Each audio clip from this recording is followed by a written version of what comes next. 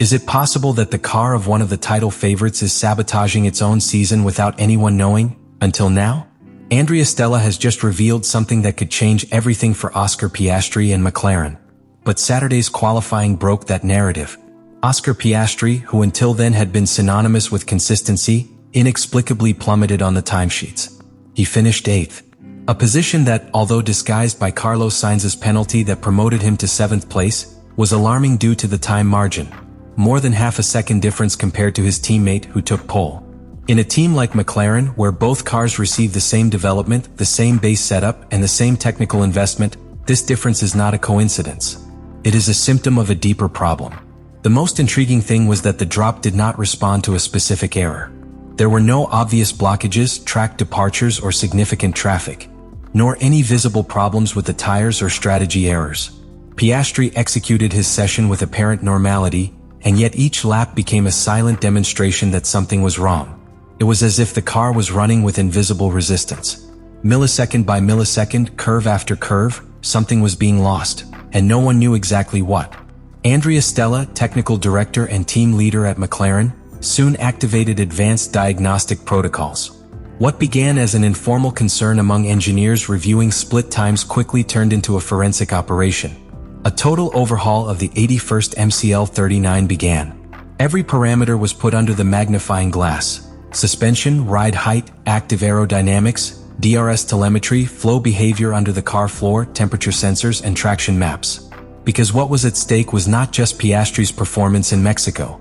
It was the technical integrity of the most competitive package of the season. The technical report after qualifying was revealing. The data collected by McLaren engineers showed a constant loss of time in each sector of the circuit by Oscar Piastri. There was no specific point that explained the difference. The pattern was uniform. This, in terms of technical analysis, is one of the worst possible scenarios. When you cannot attribute the loss of performance to a single area of the car or track, you are facing a structural problem. Andrea Stella, with her background as a performance engineer and her history working with champions like Alonso and Raikkonen, understood this immediately. The time degradation was not the result of an obvious mechanical failure or an erroneous configuration of the rear wing. It was something more subtle and, for that reason, more alarming. The problem lay in the interaction between the car and the environmental conditions of the Mexican circuit, and how Piastri, with his surgical driving style, could not harmonize with the environment. Specifically, one of the first findings was a DRS failure during Q1. The system, responsible for reducing aerodynamic load on the straight to maximize top speed, was not activated correctly on its first lap. This left him almost 7/10 behind Lando Norris in that attempt. Although the bug was corrected for the second round, the mental and strategic damage had already been done. In qualifying, especially on high-altitude tracks like Mexico, a failure like that forces you to rethink the rest of the session from a defensive position. You are no longer looking to improve, you are looking to not be left out. But even when the DRS was working, Piastri still couldn't get close to his teammates' pace. Telemetry showed small speed losses at the entrance, apex, and exit of almost all corners. Milliseconds that, in isolation, seem irrelevant, but added up to a 1 minute and 15-second lap, they become an eternity in Formula One terms. This pointed to a problem with the way the car transferred weight and traction under low-grip conditions. Mexico has an altitude of more than 2,200 meters above sea level. That means 25% less air density. What does this mean in practical terms? That the aerodynamic load generated by the spoilers, diffusers, and the floor of the car itself is significantly lower.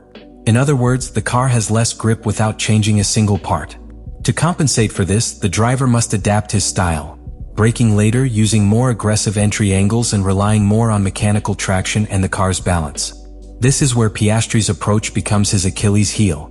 Its traditionally clean style, with round corners and progressive inputs, which gives it an advantage on medium-load circuits or technical layouts such as Imola or Hungaroring, becomes ineffective when the car demands aggressiveness and an attitude of fighting against oversteer.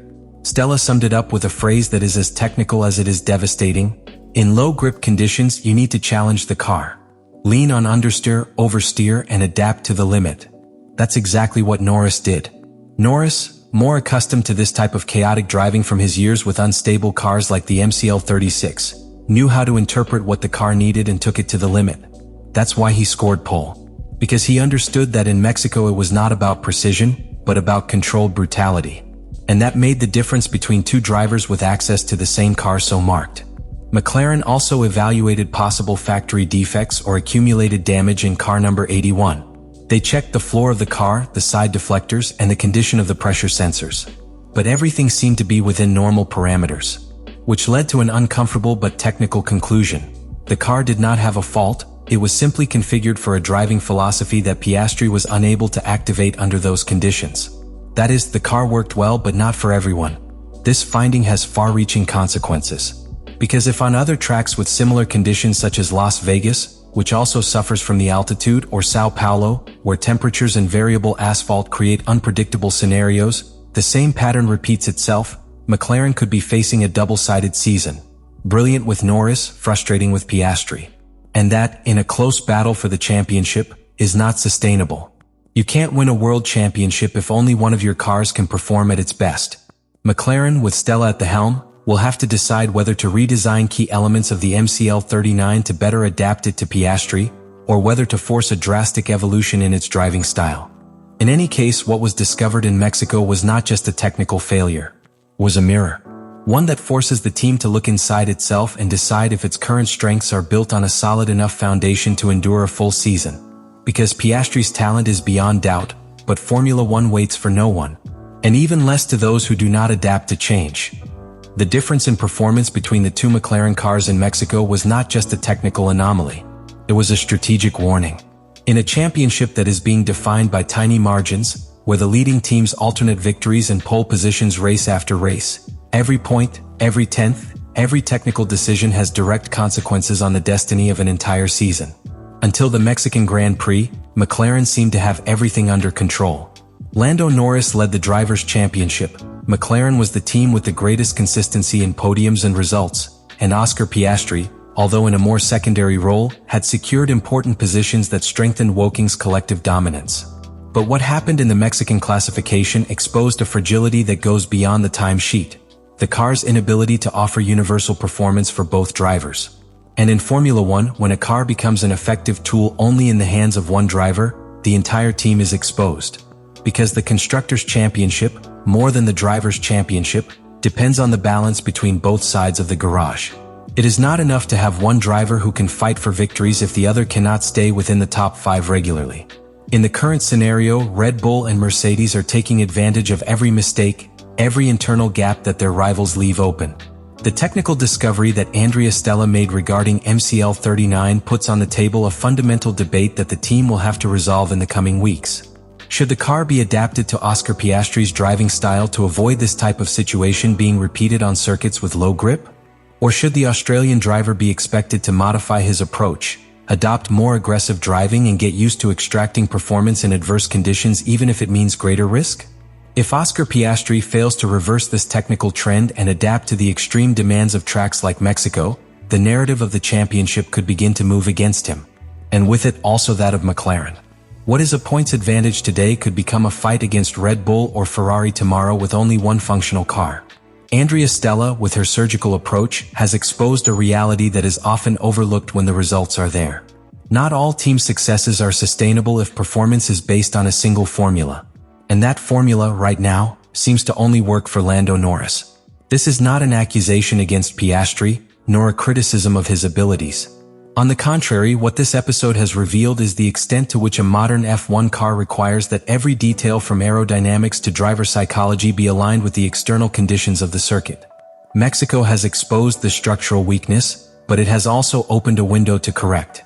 McLaren has the resources, technical talent, and forward thinking to find a solution.